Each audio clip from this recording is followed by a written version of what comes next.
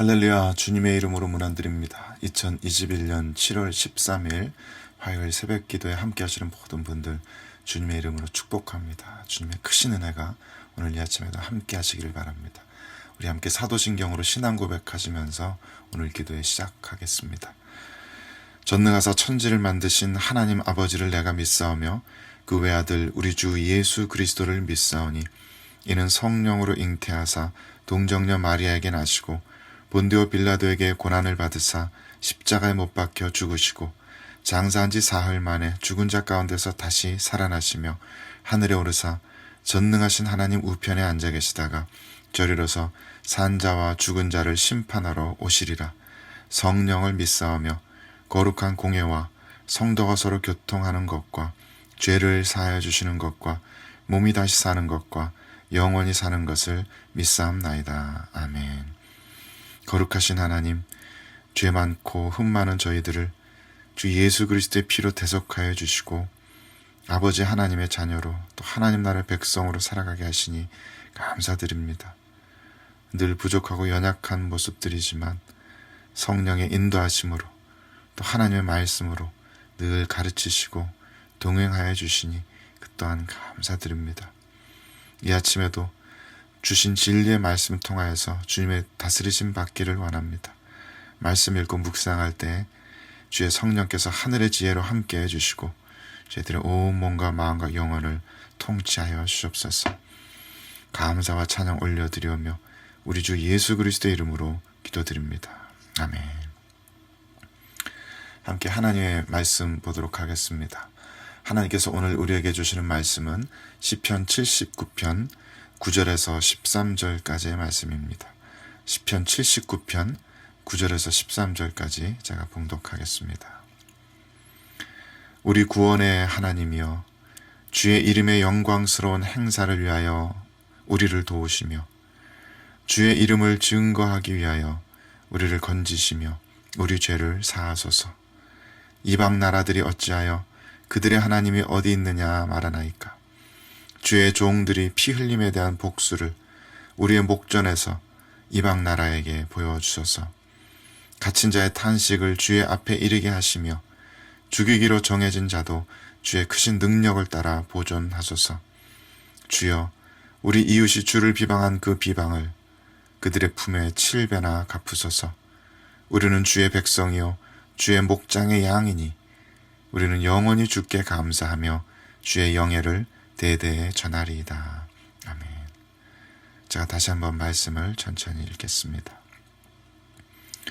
우리 구원의 하나님이여, 주의 이름의 영광스러운 행사를 위하여 우리를 도우시며 주의 이름을 증거하기 위하여 우리를 건지시며 우리 죄를 사하소서. 이방 나라들이 어찌하여 그들의 하나님이 어디 있느냐 말하나이까. 주의 종들이 피 흘림에 대한 복수를 우리의 목전에서 이방 나라에게 보여주소서. 갇힌 자의 탄식을 주의 앞에 이르게 하시며 죽이기로 정해진 자도 주의 크신 능력을 따라 보존하소서. 주여, 우리 이웃이 주를 비방한 그 비방을 그들의 품에 7배나 갚으소서. 우리는 주의 백성이요 주의 목장의 양이니 우리는 영원히 주께 감사하며 주의 영예를 대대에 전하리이다. 아멘. 하나님의 말씀입니다.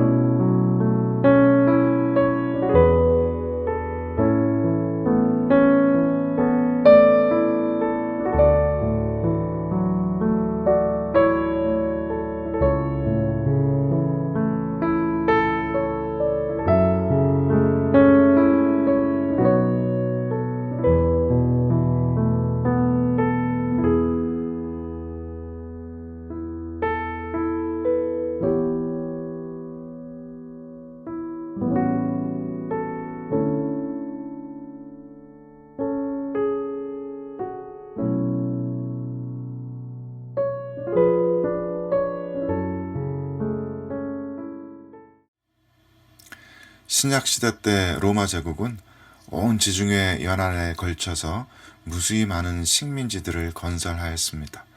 사실상 우리들에게 알려진 유럽의 대부분의 도시들이 로마 제국에 의해서 건설된 도시라고 해도 과언이 아닐 정도라고 합니다. 그 당시 로마 제국은 정복 전쟁에 나가서 승리한 로마의 장군들에게 그 식민지를 전리품으로 주었습니다. 만약에 이 장군들이 전쟁에 나갔다가 승리한 이후에 다시 로마에 돌아온다고 하면은 그 수많은 군대들을 수용하기도 힘들었을 뿐만 아니라 자칫하면 정치적으로 위험한 상황이 펼쳐질 수도 있었기 때문에 차라리 이 정복 전쟁에 나간 장군들에게 그 식민지 영토를 다스릴 수 있는 권한을 주어서 그곳에 눌러 앉게 하고 대신 매해 세금을 로마 제국 정부에 바칠 수 있게 한 것입니다. 그래서 그런 식민 도시에 살던 사람들은 자연스럽게 로마의 시민들로 예편된 경우들이 많았습니다. 주로 그 지역의 유지들이나 지식인들이 이렇게 로마의 시민권을 가지게 되었습니다. 그러한 대표적인 예 중에 하나가 사도 바울의 경우입니다. 사도 바울은 소아시아에 있는 길리기아 다소 성의 출신으로 알려져 있는데요. 아마도 사도 바울의 부모나 그 윗대 선조들로부터 로마의 시민권을 물려받은 것으로 생각이 됩니다. 이곳은 로마로부터 굉장히 멀리 떨어져 있는 곳이지만은 로마의 식민지가 됨으로써 사도 바울의 조상들도 로마의 시민권을 획득하고 그 시민권이 대대로 물려지게 되는 것입니다. 이렇게 로마의 시민권을 가지게 되면은 많은 이점을 누릴 수 있게 됩니다.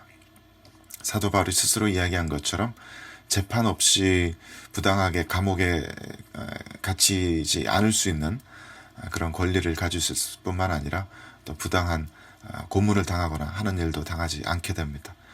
또 지방 행정관에게 부당한 대접을 받게 되면은 로마의 황제에게 직접 항소할 수 있는 그런 권리도 얻게 됩니다. 또 한 개인으로서 뿐만 아니라 그 도시 전체로 보아서도 로마 제국의 식민지가 되면은 유리한 이점들이 있었습니다. 로마 제국이 그 도시에 도로를 건설해주고 모든 도시 시설들을 건설해줄 뿐만 아니라 언제든지 이 도시가 외적의 침략을 받아서 위태로운 상황에 빠질 때 그 로마 제국의 강력한 군대들의 도움을 요청할 수 있게 되는 것입니다. 그 당시에 로마 군대라고 하면은 명실공히 세계 최강의 군대였습니다. 한 도시로서 자신들이 위험에 빠질 때마다 세계 최강의 그 군대의 도움을 받을 수 있다는 것은 너무나도 마음 든든한 일이 아닐 수 없었던 것입니다. 또 한편으로는 로마 제국의 입장에서 생각해 보아도 자신들이 식민지 삼은 도시가 어떤 그 외적의 침략 때문에 힘없이 허물어지고 그 영토를 빼앗긴다는 것은 그들의 자존심 때문에라도 도저히 용납할 수 없는 상황이 됩니다. 그 도시가 지정학적으로 얼마나 중요한 도시건 그렇지 않건 간에 자신들의 영토에 일단 편입된 이상 그들이 도움을 요청한다면은 로마 제국은 기꺼이 군대를 파견해서 그 도시를 구할 수밖에 없는 것입니다. 로마 제국의 자존심을 위해서라도 로마 제국은 기꺼이 군대를 파송해서 그 도시를 지키려고 할 것입니다. 사도 바울은 우리가 하나님 나라의 백성이 된다는 사실을 당시에 이런 정치적 관계에 빗대어서 설명을 하곤 하였습니다. 사도 바울에 따르면은 우리가 하나님 나라의 백성이 된다는 것은 다른 말로 하자면 하나님 나라의 식민지가 된다는 것입니다. 하나님 나라의 영원한 상속자이신 주 예수 그리스도께서 그 영원하신 진리의 말씀을 가지고 그 뜨거운 자기 희생의 사랑을 가지고 우리들을 정복하셨습니다. 우리들에게 항복을 받아내셨습니다. 그 이전까지 우리는 모두 죄와 사망의 노예로서 살아가던 그런 비참한 삶의 모습이었지만은 주님께서 그 뜨거우신 자기 희생의 사랑으로 우리를 정복하시고 나서 우리를 완전히 새롭게 바꾸십니다. 우리는 이제 하나님 나라의 그 말씀을 법으로 삼아서 살아가는 법을 배우게 되고 이제까지와는 전혀 다르게 우리들의 삶의 모든 영역이 하나님 나라의 영토가 되도록 하나님께 우리들의 삶을 드려지는 그런 삶을 살아가게 됩니다. 이전까지와는 전혀 다른 새로운 사람으로 거듭나게 되는 것입니다. 그리고 그렇게 되면은 우리들의 삶 가운데 언제든지 어려움이 닥칠 때 우리는 하나님의 도우심을 구할 수 있게 됩니다. 우리가 어려운 상황에 빠질 때, 그것이 경제적인 어려움이든지 사람들 사이의 관계의 어려움이든지 우리들 내부의 어떤 도덕적 영적인 위기든지 언제든지 어려움이 당할 때 우리가 하나님께 도움을 요청하면은 하나님께서는 때로는 하늘의 놀라운 지혜들을 불어넣어 주시고, 때로는 우리가 이전까지 가져보지 못했던 담대한 용기와 또 믿음을 부어주기도 하십니다. 또 때로는 우리들의 삶 가운데 돕는 사람들을 일으켜 주시고, 또 상황을 직접 움직이셔서 우리들로 하여금 나아갈 방향을 일러주기도 하십니다. 그것이 우리가 하나님 나라의 백성으로 살아간다는 의미인 것입니다. 오늘 본문의 시편 기자는 지금 하나님의 도우심을 간절히 바라며 간구하고 있습니다. 어떠한 배경 속에서 그렇게 하나님의 도우심을 간구하고 있는지는 본문 앞부분에 잘 나타나 있습니다. 본문 1절에서 3절까지의 말씀을 제가 읽어보겠습니다. 하나님이여, 이방 나라들이 주의 기업의 땅에 들어와서 주의 성전을 더럽히고 예루살렘이 돌무더기가 되게 하였나이다.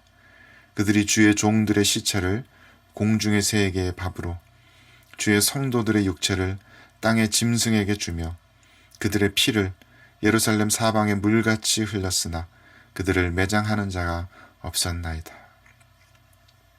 아마도 이 시를 지은 시인은 바벨론 제국에 의해서 예루살렘 성이 무너진 직후에 이 시를 쓴 것 같습니다.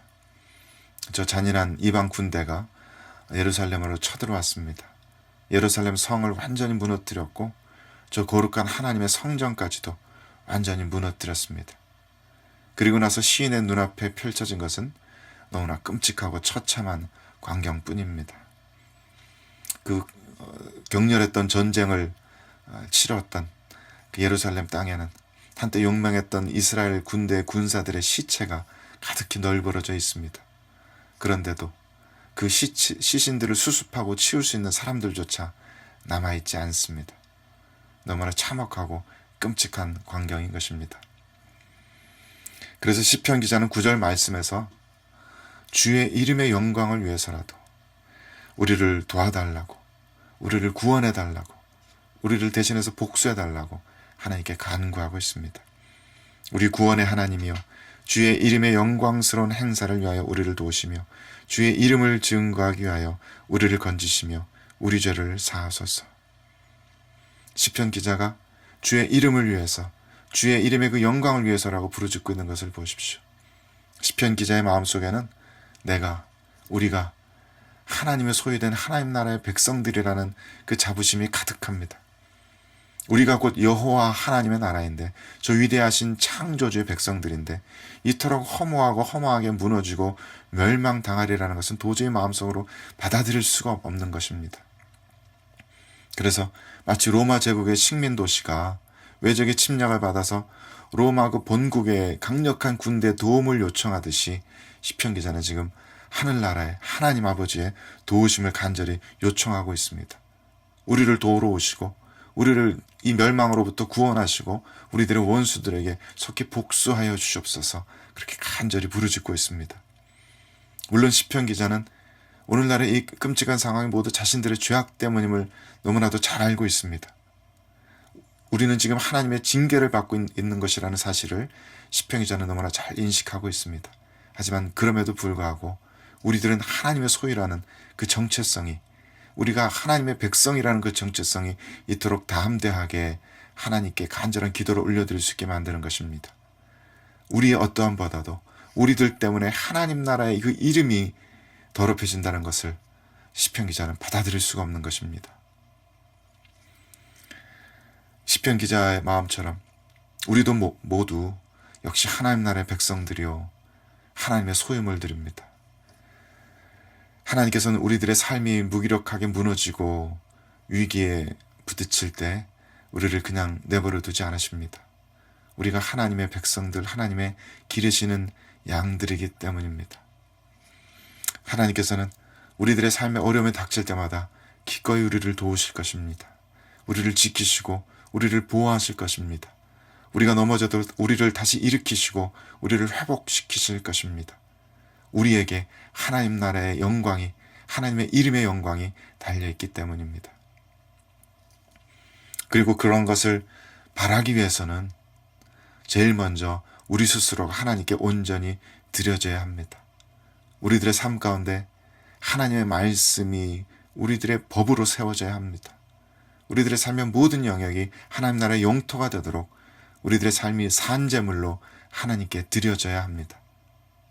그래야 그렇게 우리가 하나님의 이름을 짊어지고 살아가야 우리가 하나님의 도우심을 너무나 당연한 권리로서 요청할 수 있는 것입니다.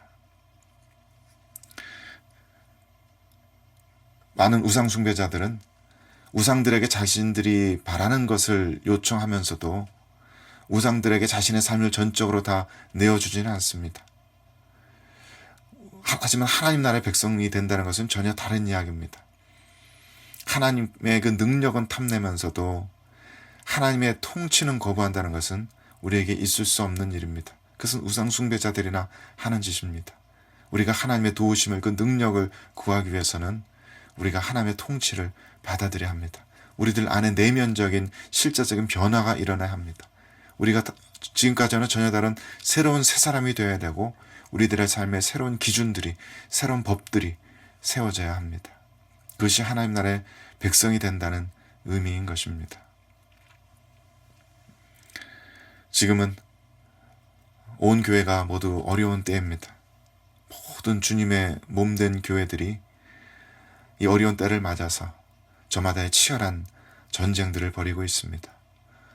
비록 우리들의 죄가 많고 우리들이 잘못 행한 것들이 많이 있지만 그럼에도 불구하고 우리는 우리가 하나님의 이름을 걸머진 하나님의 백성들이라는 그 정체성을 잃어버리지 않고 담대히 하나님께 도우심을 간구할 수 있어야 하겠습니다. 어쩌면 그것이야말로 하나님께서 우리들에게 바라고 계시는 것이라고 믿습니다. 주님의 놀라우신 그 능력이 다시 한번 우리 모든 성도들, 세상의 모든 주님의 몸된 교회들을 통해서 드러날 수 있게 되기를 간절히 바랍니다.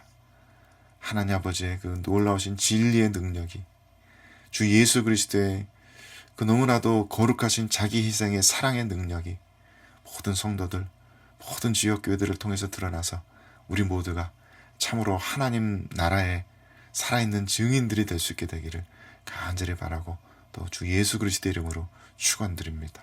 함께 기도하시겠습니다. 거룩하신 구원의 하나님, 이 시간 어려움 가운데 있는 모든 주님의 백성들을 불쌍히 여겨주시고 도와주시옵소서. 환난 가운데서 벗어날 수 있도록 주님의 크신 능력을 베풀어 주시옵소서. 또한 어렵고 힘든 싸움들을 싸우고 있는 모든 주님의 몸된 교회들을 불쌍히 여겨주시옵소서. 우리의 죄악을 기억하지 말아주시고 주님의 자비를 베푸셔서 다시 한번 성령 하나님의 놀라우신 권능과 역동적인 역사가 모든 성도들에게서, 모든 교회들을 통해서 드러나게 하여 주시옵소서. 온 세상 사람들이 세상에서는 도저히 발견할 수 없는 참된 진리와 또 놀라운 평강과 지극한 사랑을 주님의 교회들을 통해서 발견하고 주 예수 그리스도의 주권 앞에 엎드러져 항복할 수 있게 하여 주시옵소서. 우리는 주의 백성이요 주의 기르시는 양들입니다. 우리들로 하여금 영원토록 주님께 감사하며 주님의 영광을 대대에 전하게 하여 주시옵소서. 우리의 왕 되신 주 예수 그리스도의 이름으로 간절히 기도 올려드립니다. 아멘. 하늘에 계신 우리 아버지여, 이름이 거룩히 여김을 받으시오며 나라가 임하시오며 뜻이 하늘에서 이루어진 것 같이 땅에서도 이루어지이다. 오늘 우리에게 일용할 양식을 주시옵고 우리가 우리에게 죄 지은 자를 사하여 준 것 같이 우리 죄를 사하여 주시옵고 우리를 시험에 들게 하지 마시옵고 다만 악에서 구하시옵소서. 나라와 권세와 영광이 아버지께 영원히 있사옵나이다. 아멘.